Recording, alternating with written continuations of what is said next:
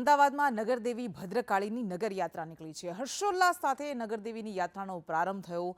મંત્રી જગદીશ વિશ્વકર્મા અને સાંસદ દિનેશ મકવાણા યાત્રામાં જોડાયા। મેયર, સ્ટેન્ડિંગ કમિટી ચેરમેન સહિતના આગેવાનો પણ જોડાયા છે। મોટી સંખ્યામાં શ્રદ્ધાળુઓ પણ ઉમટ્યા છે। 614 વર્ષ બાદ નગરદેવી ભદ્રકાળીની વાજતે ગાજતે નગરયાત્રા નીકળી અને મોટી સંખ્યામાં નગરજનો તેમાં જોડાયા અને લહાવો લીધો। નગરદેવીની ચરણ પાદુકાના ભક્તોએ દર્શન કર્યા, ધન્યતા અનુભવી। નગરયાત્રા જગન્નાથ મંદિર સુધીના કોટ વિસ્તારમાં ફરી રહી છે।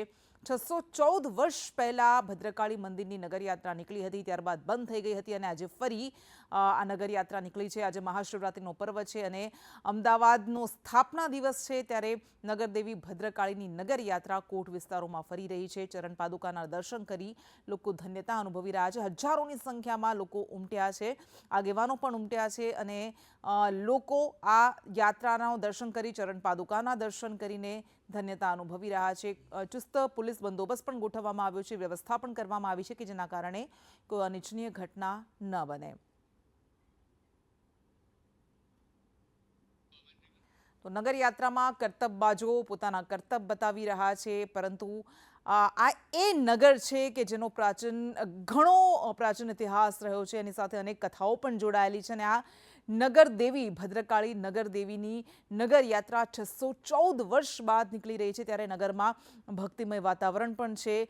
લોકો મોટી સંખ્યામાં ઉમટી રહ્યા છે। એ લોકો કે જેમને જ્યારે ખબર પડી કે 614 વર્ષ બાદ ફરી એક વખત નગરદેવી નગરચર્યાએ નીકળશે, એમના પાદુકા નગરચર્યાએ નીકળશે, ત્યારે એમનામાં ઉત્સાહ હતો, ઉમંગ હતો અને તેઓ આજે આ ઘડીના સાક્ષી બની રહ્યા છે, ધન્યતા અનુભવી રહ્યા છે। વાજતે ગાજતે આ નગરયાત્રા નીકળી રહી છે।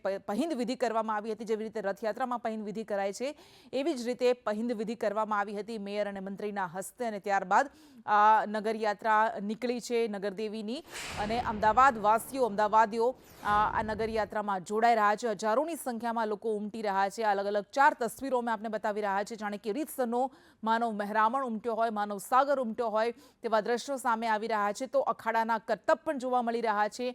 ઢોલ નગારા સાથે વાજતે ગાજતે આ નગરયાત્રા નીકળી રહી છે। એમસીના પદાધિકારીઓ પણ આ યાત્રામાં જોડાઈ રહ્યા છે। ભારતીય જનતા પાર્ટી અને અન્ય પક્ષોના નેતાઓ પણ ઉપસ્થિત છે।